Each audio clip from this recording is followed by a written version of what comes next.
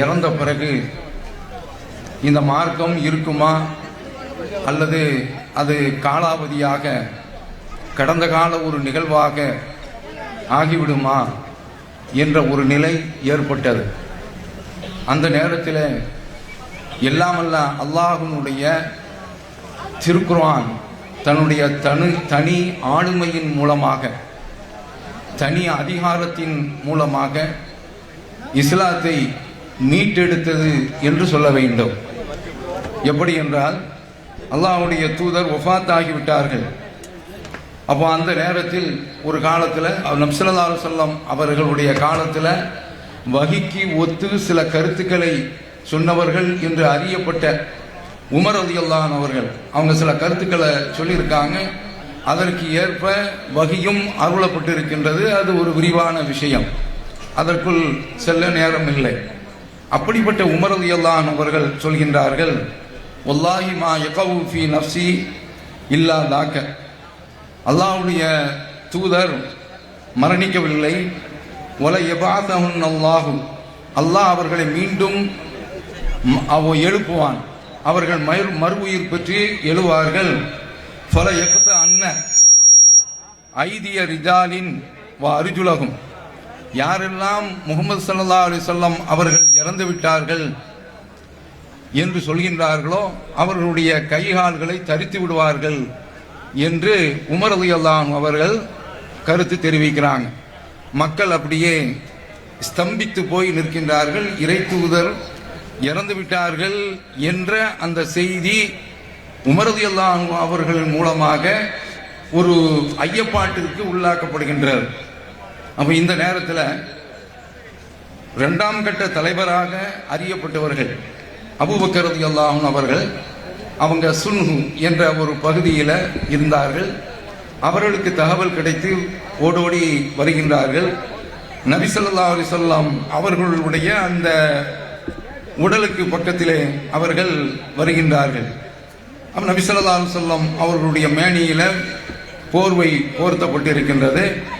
அவர்களுடைய அந்த திரையை, முகத்தில் உள்ள அந்த திரையை அபூபக்கர் ரலியல்லாஹு அன்ஹு அவர்கள் விலக்கி அவங்க அப்படியே அவர்களுடைய மேனியில் விழுந்து முத்தமிட்டு அழுகின்றார்கள். அப்படி அழுது விட்டு அவர்கள் வழக்கமாக உயிரோடு இருக்கும்போது என்ன வார்த்தையை பேசுவார்களோ அதே வார்த்தையை பேசுகின்றார்கள். பி அபி அந்த உம்மி, என்னுடைய தாயும் தந்தையும் உங்களுக்கு அர்ப்பணமாகட்டும் என்று சொல்லிவிட்டு அவங்கள நோக்கி சொல்றாங்க, வல்லாஹி லா இஜ்மல்லாஹு அலைக்க மௌத்தத்தை, அல்லாஹ் உங்களுக்கு 2 மரணங்களை ஒன்று சேர்த்து தரவில்லை. இங்க அவங்க உமர் ரலியல்லாஹு அன்ஹு அவர்களுக்கு பதிலடி கொடுக்குறாங்க. மீண்டும் எழுந்து வருவார்கள் என்று உமர் ரலியல்லாஹு அன்ஹு அவர்கள் சொல்றாங்கல்ல, அதற்கு அபூபக்கர் ரலியல்லாஹு அன்ஹு அவர்கள் உங்களுக்கு 2 மரணத்தை தரவில்லை. இன்னும் தெளிவு அப்படிங்கிறீங்க. அடுத்து அம்மல் மூத்தத்துல்லதி குதிபத் அலைக்க, உங்களுக்கு விதிக்கப்பட்ட அந்த முதல் மரணத்திலேயே ஃபகத் முத்தஹா, அந்த மரணத்தை நீங்கள் அனுபவித்து விட்டீர்கள் என்று சொல்லிவிட்டு அல்லாஹ்வுடைய தூதர் வார்த்தெடுத்த வடித்தெடுத்த ஒரு சமுதாயம் அபூபக்கர் ரலியல்லாஹு அன்ஹு அவர்களுடைய கருத்தை மட்டும் கேட்டுவிட்டு போவதற்கு இல்லை. ஆரம்பிக்கிறாங்க. உமர் ரலியல்லாஹு அன்ஹு அவர்கள் அவங்க பேசிக்கிட்டு இருக்காங்க. உமரே கொஞ்சம் நிதானமா இருங்க என்று அவர்களை தள்ளிவிட்டு, இப்போது அம்மா அபூபக்கர் ரலியல்லாஹு அன்ஹு அவர்களுடைய வார்த்தை, ஃபமன் கான மின்கும் யஅபுது முஹம்மதன் ஸல்லல்லாஹு அலைஹி வஸல்லம், உங்களில் யார் முஹம்மது ஸல்லல்லாஹு அலைஹி வஸல்லம் அவர்களை வணங்குகின்றார்களோ ஃபஇன்ன முஹம்மதன் கதுமா, இந்த முஹம்மது அவர்கள் இறந்தே போய்விட்டார்கள் உறுதியாக.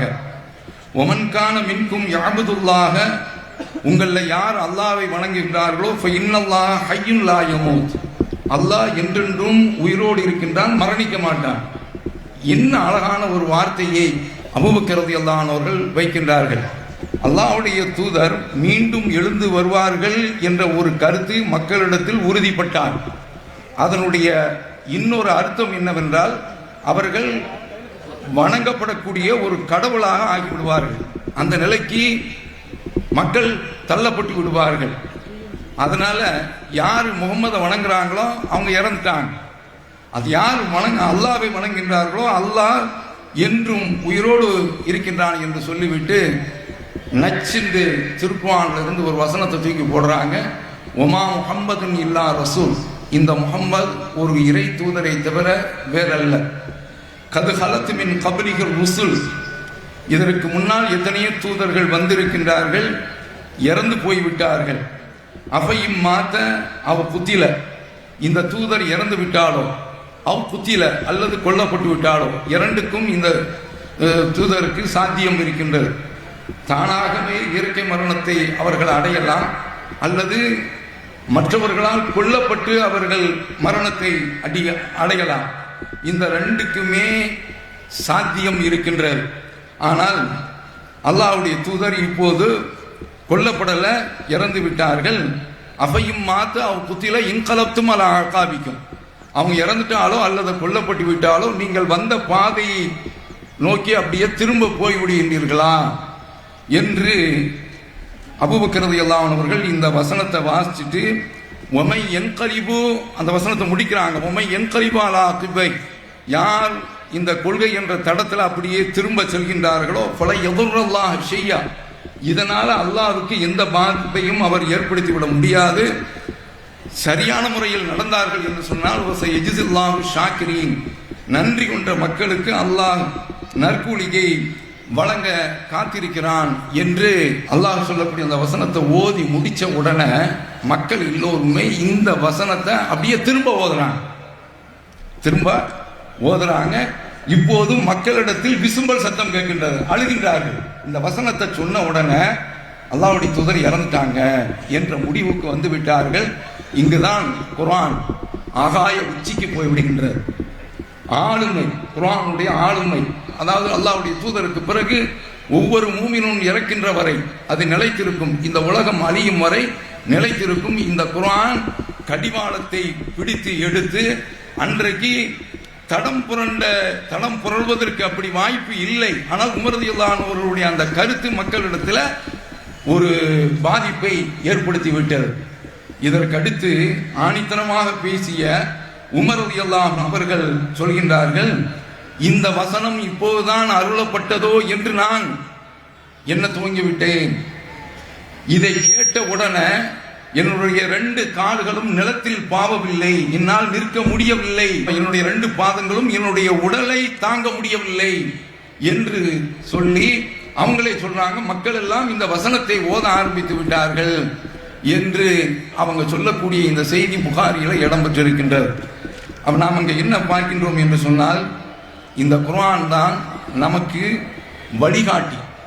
வாழ்நாள் முழுவதும் எந்த ஒரு விஷயம் வந்தாலும் இந்த குர்ஆனின் பக்கம் தான் வர வேண்டும். இந்த ஒரு பிரச்சனைக்கும் குர்ஆனை தான் நாம் எடுக்க வேண்டும், ஹதீஸை தான் எடுக்க வேண்டும். இந்த 2 நின்றோம் என்று சொன்னால் நாளைக்கு நமக்கு நரகம் இல்லை, சுவனம் நிச்சயம். இந்த அடிப்படையில் பார்க்கின்ற பொழுது அருமை சகோதரர்களே, நாம எந்த பகுதியில தமிழகத்தில் இருந்தாலும் இந்தியாவில் இருந்தாலும் இங்க ஷியாவுடைய தாக்கம் தான் அதிகம். சுன்னத்து வல் ஜமாத் என்று சொல்கின்றார்களே, அவர்களிடம் ஷியாக்கள் தான். ஜமாத்துல் உலமா என்று இருக்கின்றதே அது ஷியா தான். இதுல எந்த விதமான மாற்று கருத்தும் கிடையாது. எதை வைத்து சொல்கின்றேன் என்று சொன்னால், பஞ்சா என்று ஒன்று உண்டு. இந்த மக்களிடத்தில் ஷியா சிந்தனை தான் அதிகமாக இருந்தது. பஞ்சா என்றால் என்ன? 5 தெய்வ கொள்கை. லீ ஹம்சத்துன் உத்ஃபி பிஹா ஹர்ரல் வபாயில் ஹாத்திமா, எனக்கு 5 தெய்வங்கள் இருக்கின்றார்கள், நான் தெய்வம் என்றே சொல்கின்றேன். அவங்க யார் என்றால், அவங்கள் மூலமாக எங்களை அழித்து தீர்க்கக்கூடிய மிகப்பெரிய கொடுமையான நரகத்தினுடைய தீயை நாங்கள் அழித்து விடுவோம். அவங்க யாரெல்லாம் என்று சொன்னால், அல் முஸ்தபா ரசூல் ஸல்லல்லாஹு அலைஹி வஸல்லம், அல் முர்த்தலா அலி ரலியல்லாஹு அன்ஹு அவர்கள், வபுனாஹுமா ஹசன் ஹுசைன், ஓ ஃபாத்திமா ரலியல்லாஹு அன்ஹா, இவங்க இருந்துட்டா போதும் எங்களுக்கு நரகத்தை விட்டு விடுதலை கிடைச்சிடும். ஆனால் நேர் மாற்றம், இந்த கொள்கையில் இருந்தால் நரகத்தை தான் போய் சேருவாங்க. அதான் 5 என்று அந்த பஞ்சா எடுத்துட்டு வரும் பொழுது 5 கைகள் அதிலே இருக்கும், 5 கைகள் அதிலே இருக்கும். இதுல கொடுமை என்னவென்றால், நாம பார்க்கணும் இல்ல, பாக்கர் என்று பேர் வைக்கிறாங்க தெரியுமா? ஷியாக்களுடைய 12 இமாம்கள். அஸ்கர் என்று இனிமேல் அந்த மாதிரி பேர் வைக்காது. அதனால அஸ்கர் என்று பேர் வைத்தவங்க எல்லாம் நம்ம இறந்து போகணும் அப்படி நம்ம சொல்லல. ஏன்னா இப்ப ஆவணங்கள் எல்லாம் அந்த பேர் இருக்கும். அஸ்கர் யாருடைய பேர் என்றால் ஷியாக்களுடைய 12 இமாம்கள். அதுல ரொம்ப கொடுமை என்னன்னு தெரியுமா? இந்த 12 இமாம்களும் சாகவில்லை, அவர்கள் திரும்ப வருவார்கள் என்பது ஷியாக்களுடைய நம்பிக்கை. அந்த நம்பிக்கை ரொம்ப முக்கியமான விஷயம். அதை நான் பின்னால சொல்றேன். அப்ப இதுவெல்லாம் நமக்கு எதை எடுத்து காட்டுகின்றது என்று சொன்னால், ஷியாக்களுடைய கொள்கைதான் இந்த மக்களிடத்துல குடிகொண்டு இருக்கின்றது. அடுத்து நீங்க பல தரிக்காவை பார்க்கலாம். எல்லா தரிக்காவும் அதனுடைய கயிறுகள் அப்படியே போய் போய் போய் போய் அது எங்க போய் தொங்கும் என்றால் அலி ரலியல்லாஹு அன்ஹு அவரிடத்தில் தான் போய் தொங்கும். ஒரு தரிக்காவும் அபூபக்கர் ரலியல்லாஹு அன்ஹு அவரிடத்துல போய் முடியாது, உமர் ரலியல்லாஹு அன்ஹு அவரிடத்துல போய் முடியாது, ரசூல் ஸல்லல்லாஹு அலைஹி வஸல்லம் அவரிடத்துல 2 பெண் சம்பந்தம் கொண்ட உஸ்மான் ரலியல்லாஹு அன்ஹு அவரிடத்துல போய் முடியாது. எல்லாமே அலி ரலியல்லாஹு அன்ஹு அவரிடத்தில் போய் முடியும். இது இவர்கள் ஷியா என்பதற்கு பக்காவான ஆதாரம். அப்ப இப்படிப்பட்ட ஒரு நம்பிக்கையில இவர்கள் இருக்கின்றார்கள். மௌலுது என்று எழுதி வைத்திருக்கின்றார்கள். அதாவது அரபியில பேசுவது என்பது சிரமம், அதுவும் இலக்கிய நடையில் எழுதுவது என்பது இருக்கின்றது, உரைநடையில எழுதுவது என்பது இருக்கின்றது, அது அதை விட சிரமம். கவிதை நடையில் எழுதுவது இருக்கின்றது, அது அதை விட சிரமம். ஆனால் ஹசன் ஹுசேன் என்ற ஒரு பெயரில் மௌலுது எழுதியிருக்கிறாங்க. அப்ப என்ன கேட்டா, அவர்கள் கடவுள் பிம்பமாக ஆக்கப்பட்டிருக்கின்றார்கள். எந்த அளவிற்கு அந்த மௌலுது ஹசனையும் ஹுசனையும் தூக்கி பிடிக்கின்றது என்று சொன்னால், அவன் எழுதி வச்சிருக்கிறான், இன் துகவ்விமு தீதான் ஷாசான் வ ஹாகான் லா தசாவி உகுபார ஹுஸ்னில் ஹுசைனி. அதாவது மன்னர்கள் எல்லாம் அவர்களுடைய அந்த கோட்டைகள் இடத்துல, அந்த கோட்டைகள் எல்லாம் ஹுசைனுடைய தூசிக்கு, ஹுசைனுடைய கோட்டையினுடைய தூசிக்கு கூட சமமாகாது. கைஃப வல் ஹூரு ஃபீ குசூரில் ஜினான், ஊருல் சொர்க்கம் என்ற கோட்டைகள்ல இருக்கிறாங்க. ஆஷிகாத்தின் லிசம்மின் நாளில் ஹுசைன், ஹுசைனுடைய செருப்பை முத்தமிடுவதற்கு சுவனத்தில் உள்ள கண்ணலைகள் ஊரினீன்கள் காத்து கொண்டிருக்கின்றார்கள். எவ்வளவு கொடுமையான வார்த்தை பாருங்க. இந்த மௌலுதுகள் எல்லாம் பகிரங்கமாக வைத்து தீயில் வைத்து கொளுத்தப்பட வேண்டும் என்ற அடிப்படையில கொளுத்தப்பட வேண்டிய மௌலுதுகள். என்ன மாதிரி அல்லாஹ் தஆலா சொல்றான், யாரை பற்றி? ஹூரின்களை பற்றி. இன்னா அன்ஷனாஹுன்ன இன்ஷா, இந்த ஹூருல்களை நாம் ஒரு வித்தியாசமான படைப்பாக படைத்திருக்கின்றோம். ஃபஜஅல்னாஹுன்ன அப்காரா, அவர்கள் சம வயதில் உள்ளவர்கள், புருஷன் மீது அன்பு செலுத்தக்கூடியவர்கள். ஒருபன் அத்ராபா, அவர்களை கன்னிப்பெண்களாக ஆக்கி வைத்திருக்கின்றோம். சம வயது உள்ளவர்கள், அதை போன்று புருஷனை நேசிக்கக்கூடியவர்கள். அஸ்ஹாபில் யமீன், இவர்கள் எல்லாம் யாருக்கு சொந்தம் என்றால் வலதுசாராருக்கு சொந்தம் என்று அல்லாஹ் சொல்றான. அப்படிப்பட்ட அந்த ஊருல் ஈன்களை இவங்க எவ்வளவு மட்டரகப்படுத்துறாங்க பாருங்க. ஹுசைனுடைய செருப்ப முத்தமிடுறதுக்கு தயாரா இருக்கிறாங்க. எங்க போய் நிற்கின்றது என்று தெரிகின்றதா? இப்ப நீங்க எதை பொருத்தி பார்க்க வேண்டும்? இப்போது வாசித்தேனே சூரத்துல் வாக்கியாவில் உள்ள அந்த வசனத்தை தான் எடுத்து பார்க்க வேண்டும்.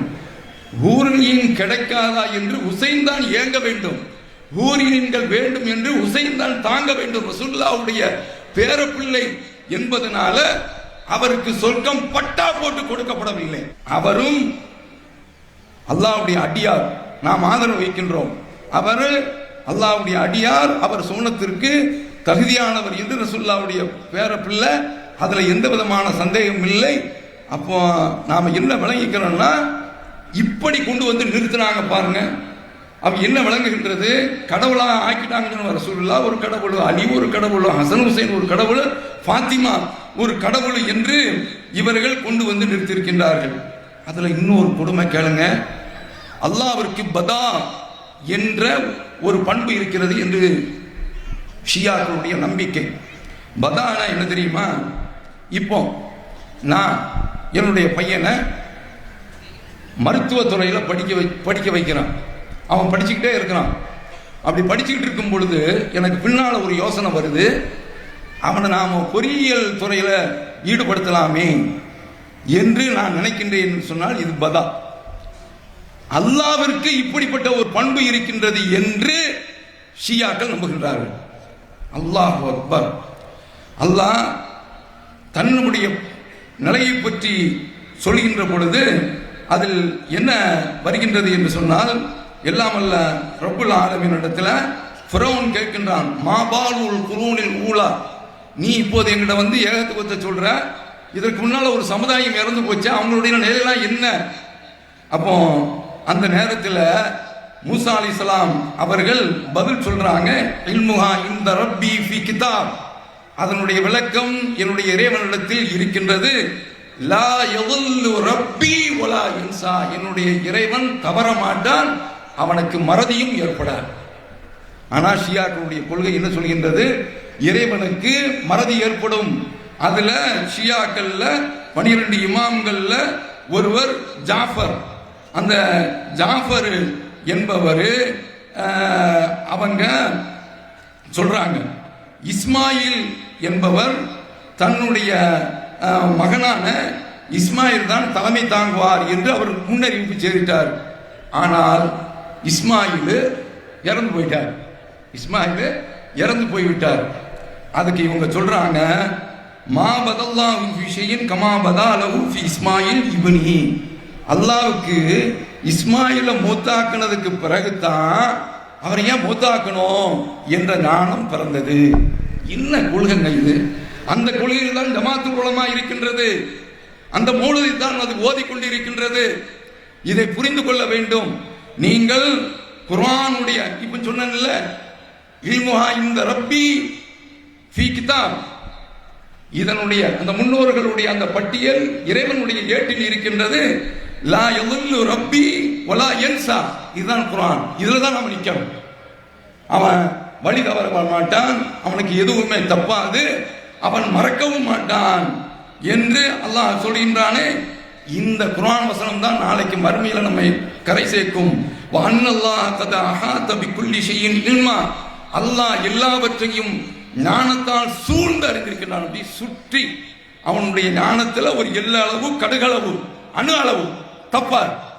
இதுதான் நாம கொண்டிருக்கக்கூடிய நம்பிக்கை. ஆனால் ஷியாக்கள் என்ன விதமான நம்பிக்கை கொண்டிருக்கின்றார்கள் என்று தெரிகின்றதா? அடுத்து அவங்க சொல்றாங்க, இந்த 12 இமாம்களும் இருக்கிறாங்கல்ல, அவங்களுக்கு தெரியுமா நாம எப்போதும் மௌத்தாக போகின்றோம் என்று? சுப்ஹானல்லாஹ், கொடுமைங்க.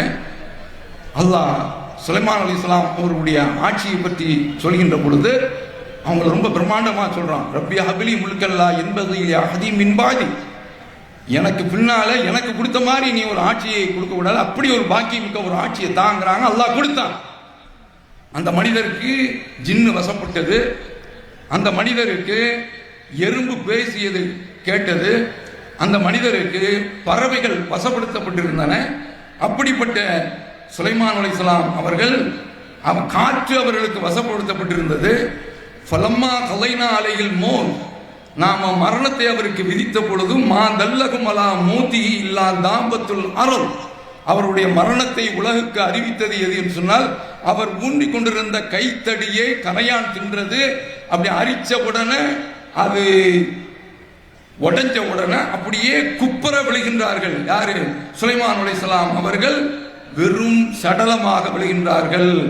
தஅகுலு மின் சஅதஹு, அவருடைய கைத்தடியை கரையான் சாப்பிட்டது, அதனால கீழே விழுந்தாங்கன்னு சொல்றா. எம்மா பெரிய சுலைமான் அலைஹிஸ்ஸலாம் அவர்களுடைய மரணம் அவர்களுக்கு தெரியவில்லை. அப்ப இவர்கள் என்ன நம்புகின்றார்கள்?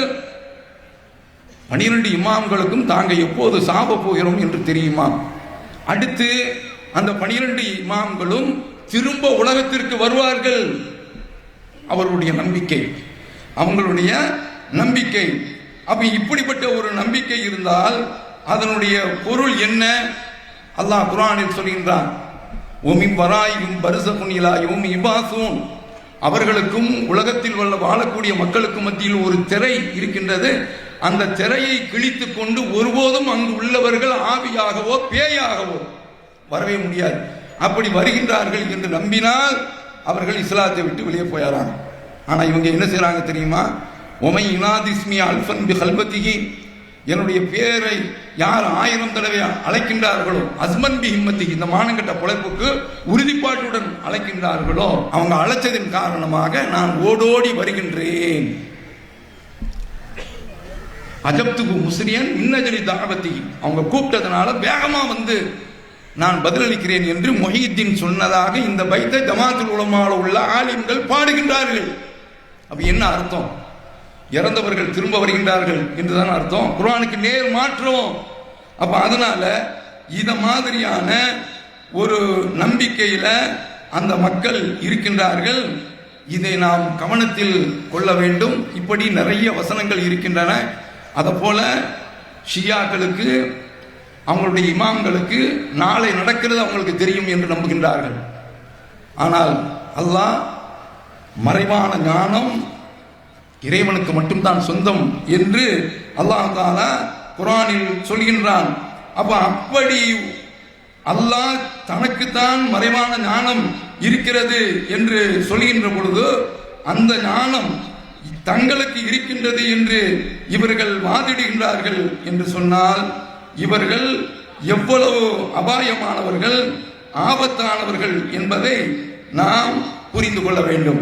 அப்ப இப்படி நிறைய உதாரணங்களை நாம் பார்க்கலாம்.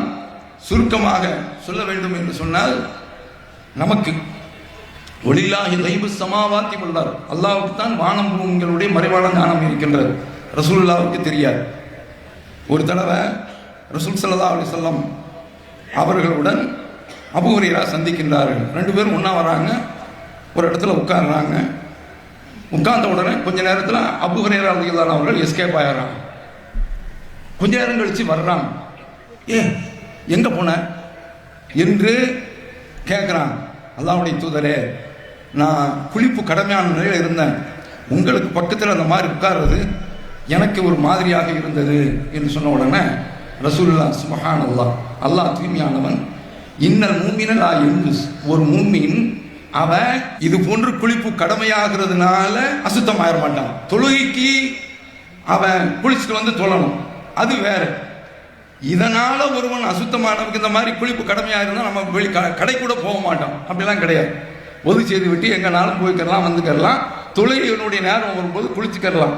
இங்க என்ன பார்க்கிறோன்னா, ரசூலுல்லாஹ்வுக்கு மறைவான ஞானம் இல்லை, அபூ ஹுரைரா எஸ்கேப் ஆனது ரசூலுல்லாஹ்வுக்கு தெரியல. அப்ப இந்த மாதிரி அல்லாஹ்வுடைய தூதருக்கே மறைவான ஞானம் கிடையாது. மறைவான ஞானம் இவர்களுக்கு இருக்கிறது என்று சொன்னால், நம்பினால் அவர்கள் இஸ்லாத்தை விட்டு வெளியே போறாங்க. இது ஷியாக்களுடைய நம்பிக்கை. முஹித்தின் மௌலுதை எடுத்து பார்த்தீங்கன்னு வைங்க, ஹசன் ஹுசைன் மௌலுதை எடுத்து பார்த்தீங்கன்னு வைங்க, ஹாஜா மொயினுத்தீனுடைய மௌலுதை எடுத்து பார்த்தீர்கள் என்று சொன்னால், ஷாலும் இதனுடைய மௌலுதை எடுத்து பார்த்தீர்கள் என்று சொன்னால், மறைவான ஞானம் இவர்களுக்கு இருக்கிறது என்று நம்புகின்றார்கள். பகிரங்கமான குஃபர், இறை மறுப்பு, இறை மறுப்பு, இது ஷியாக்களுடைய நம்பிக்கை. அப்ப இந்த மாதிரியான நம்பிக்கையில் நாம் இருந்தோம் என்று சொன்னால் இஸ்லாத்தை விட்டு வெளியே விடுவோம். குர்ஆனை தான் நாம் பார்க்க வேண்டும். இந்த குர்ஆன் தான் மறுமைக்குரிய காவலர். நான் இவ்வளவையும் சொன்னதற்கு காரணம், ஒரே ஒரு விஷயத்தை மக்களிடத்தில் பதிய வைக்க வேண்டும் என்பதற்காக வேண்டிதான். ஈரான் ஆயத்துல்லா காமினி என்பவர் இஸ்ரேல் படையினாலும் அமெரிக்க படையினாலும் தாக்கப்பட்டார். அவங்க பாதிப்புக்கு உள்ளாக்கப்பட்டு இருக்கின்றார்கள். ஆனால் இங்குள்ளவர்கள் எப்படி பார்க்கின்றார்கள் தெரியுமா? ஈரானில் ஷிர்க் இல்லை, ஒரு ஆலிம் சார் பேசுறார், குஃப்ர் இல்லை, அந்த மண்ணில் இஸ்லாம் தலைத்து நிற்கின்றது, வீரம் முளைத்து விட்டது. இந்த பேச்செல்லாம் கூடாது, இந்த பேச்செல்லாம் கூடாது. இதை எப்படி பார்க்கலாம்? அநீதி நீதி, நியாயம் அநியாயம். அமெரிக்கா அநியாயமாக தாக்குகின்றான், அதை கண்டிக்க வேண்டியது. அங்கு உள்ள 165 பிள்ளைகள் எலிமெண்டரி ஸ்கூல்ல படிக்கிறாங்க, அதுல குண்டை போட்டு அழிச்சிட்டான். ரொம்ப கொடுமை, ரொம்ப கொடுமை. அடுத்து பார்க்கின்றோம் இந்தியாவில், இவர் ஒரு வித்தியாசமான ஆள். யாரு? மோடி பாய். அவர் ட்விட்டர்ல, அதே போல எக்ஸ் வலைதளத்தில் ஐ ஸ்போக்கன் வித் ஷேக் முகமது பின் ஜாயி, யாரு? துபாயில் உள்ள மன்னர், அவரிடத்தில் நான் பேசினேன். மை பிரதர், எப்பா என்னுடைய சகோதரர், பாசம் பொங்குது. அதே போல சல்மான், அவர் மீது பாசம் பொங்குது. போனா அப்படி சேர்த்துக்கிட்டு இருங்க, அப்படியே என்ன மாதிரி சேர்த்துக்கிட்டு அப்படிங்கிற, அப்படியே சேர்த்து கட்டுறாங்க. அந்த பையனும் இவரை சேர்த்து கட்டுறாங்க. அப்ப இப்படிப்பட்ட இந்த ஆளு யார் அனுசரிக்கணும்? இந்தியாவில் உலகத்திலேயே அதிகபட்சமாக வாழக்கூடிய முஸ்லிம்கள் இருக்கக்கூடிய நாடு இந்திய நாடு. இந்த முஸ்லிம்கள் மீது உங்களுக்கு ஏன் சகோதரத்துவ பாசம் பொங்கவில்லை? ஏன் இந்த முஸ்லிம்கள் மீது உங்களுக்கு பாசம் பொத்து கொண்டு வரவில்லை? அது ஏன் செத்து போய்விட்டது? இதை வைத்து இவர் எப்படிப்பட்டவர் என்பதை நாம் தெரிந்து கொள்ளலாம். அப்ப இந்த கட்டத்தில் ஈரான் தாக்கப்பட்டது உண்மைதான். ஆனால் அதை இஸ்லாத்தோடு பொருத்தி பார்த்து கொஞ்சம் ஒரு 4 ஸ்கெட்டு அடித்த உடனே, 4 மிசைல விட்ட உடனே ஆஹா அவர்கள் தான் இஸ்லாமிய மார்க்கத்தினுடைய மிகப்பெரிய சீர்திருத்தவாதி அந்த பேச்சு பேசாரு. அவர்கள் அநீதி இழைக்கப்பட்டதை நாமும் கண்டிக்கின்றோம். தமிழ்நாடு தவ்ஹீத் ஜமாத்தும் கண்டிக்கின்றது. அக்கிரமம், அத்துமீறல், வரம்பு மீறல், பன்னாட்டு சட்டத்தை காலில் போட்டு மிதித்து விட்டு அமெரிக்கா இஸ்ரேல் அநியாயமாக அடிக்கின்றது. அடித்ததற்குண்டான காரணம் ஈரான் பலஸ்தீன்ல அங்கு உள்ள பாதிக்கப்பட்ட மக்களுக்காக வேண்டி நின்றார்கள் என்பதற்காக மறைமுகமான ஆதரவு கொடுத்தது. அதனாலதான் அழிக்க துடிக்கின்றான். இதுல எல்லாம் மாற்று கருத்து கிடையாது. இந்த அரபுகள் சுன்னத்துல் ஜமாத்தில் இருந்தாலும் ஏகத்துவத்தில் இருந்தாலும் செத்து போய் கிடக்கிறான். இதெல்லாம் உண்மைதான்.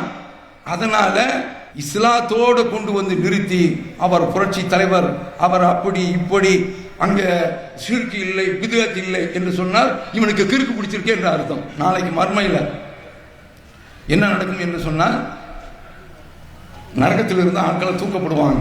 அப்படி தூக்கப்படும் பொழுது அல்லாஹ் சொல்கின்றான், லா இலாஹ இல்லல்லாஹ் என்று யார் ஒரு வார்கோதுமை அளவுக்கு சொல்கின்றார்களோ தூக்கம் அப்படின்றான். லா இலாஹ இல்லல்லாஹ்னா வைகோ கூட ரொம்ப அழகா சொல்வார். லா இலாஹ இல்லல்லாஹ் என்று அழகாக என்ன செய்வார் சொல்லி காட்டுவார். முஹம்மது ரசூலுல்லாஹ் அப்படின்ற ஒரு தடவையும் அவருடைய பாடி லாங்குவேஜ் அப்படி துண்ட தூக்கி போட்டு சொல்வார். இந்த லா இலாஹ இல்லல்லாஹ் இவங்களும் சொல்றாங்க லா இலாஹ இல்லல்லாஹ் என்று வணக்கத்துக்குரியவன் அல்லாஹ்வை தவிர யாரும் இல்லைங்கிறாங்க. மொஹிதீனை கடவுளாக்கிறாங்க, முகமது ஸல்லல்லாஹு அலைஹி வஸல்லம் அவர்களை கடவுளாக்குறாங்க, ஆத்தங்கர நாச்சியாவை கடற்கரை பீமாவை கடவுளாக ஆக்கிறாங்க. இந்த லா இலாஹ இல்லல்லாஹ் கிடையாது. எந்த லா இலாஹ இல்லல்லாஹ்? இறைவனுக்கு இணை வைக்காத லா இலாஹ இல்லல்லாஹ். அப்ப இந்த மாதிரியான கொள்கையை கொண்டிருந்தவர்கள் அவங்க இடத்துல ஒரு வார்கோதுமை அளவுக்கு ஈமான் இருந்தால் தூக்கிரு, மணி கோதுமை அளவுக்கு இருந்தால் தூக்கிருங்க, அணு அளவு இருந்தால் தூக்கிருங்க என்று சொல்லிவிட்டு ரசூலுல்லாஹ் சொல்றாங்க. அவங்க தான் ஷஃபாத் செய்றாங்க. 3 தடவை ஷஃபாத் செய்துட்டேன். 4வது தடவை ரப்பிட்ட நானே மன்றாடுகின்றேன். இல்லாமன் ஹபிஸஹுல் குர்ஆன், குர்ஆன் யாரை தடை செய்து விட்டதோ அவர்களை தவிர அத்தனை வரையும் தூக்கு ஏற்றுக்கொள்ளப்படுகின்றார். குர்ஆன் யாரை தடை செய்தது, எவரை இணை வைத்தார்களோ அந்த மக்கள் நரகத்தில் கிடக்கிறாங்க. அல்லாஹ் காப்பாற்ற வேண்டும். அந்த ஒரு லட்சியத்திற்காக தான் இந்த ஜமாத்து, இதில் உள்ளவர்கள் கடுமையாக பாடுபடுகின்றார்கள், உழைக்கின்றார்கள். எனவே என்னருமை சகோதரர்களே, நம்முடைய வாழ்க்கையில எல்லா கட்டத்திலையும் இந்த குர்ஆனை அதனுடைய வசனத்தை எடுத்து வைத்தோம் என்று சொன்னால் இம்மை மறுமை நமக்கு கிடைத்துவிடும். எப்படி அபூபக்கர் ரலியல்லாஹு அவர்கள் வாசித்தார்களோ அப்படி வாசித்த உடனே அந்த சமுதாயம் அப்படியே புத்துயர் பெற்று புது தம்பு பெற்று எழுந்ததோ அன்றைக்கு எழுந்ததுதான் இந்த இஸ்லாம் உலகத்தில் வீழ்த்தப்பட முடியவில்லை. குர்ஆனுடைய ஆளுமை, குர்ஆனுடைய அதிகாரம், அந்த அதிகாரத்தை பற்றி நாமும் இந்த உலகத்தில் வாழ்வோமாக என்று கூறி வந்த சகோதரர்கள் மாற்று வழியில் வீட்டுக்கு செல்லுங்கள். இது ரசூல் ஸல்லல்லாஹு அலைஹி வஸல்லம் அவர்கள் காட்டி தந்த வழிமுறை. 6 நோன்பு நபி ஸல்லல்லாஹு அலைஹி வஸல்லம் அவர்கள் வைக்க சொல்லியிருக்கின்றார். ஷவ்வாலுக்குள்ள யார் 6 நோன்பு பிடிக்கின்றார்களோ அவர்கள் வருடம் முழுவதும் நோன்பு நோற்ற நன்மை கிடைக்கும் என்று சொல்லியிருக்கின்றார்கள். அல்லாஹ் நம் அனைவருக்கும் அருள் செய்வானாக. அந்த நோன்பையும் நாம் பிடித்துக் கொள்வோமாக. வாஹிரு தஅவானா அல்ஹம்துலில்லாஹி ரப்பில் ஆலமீன். அஸ்ஸலாமு அலைக்கும் வரஹ்மத்துல்லாஹி வபரகாத்துஹு. அல்லாஹு அக்பர், அல்லாஹு அக்பர்.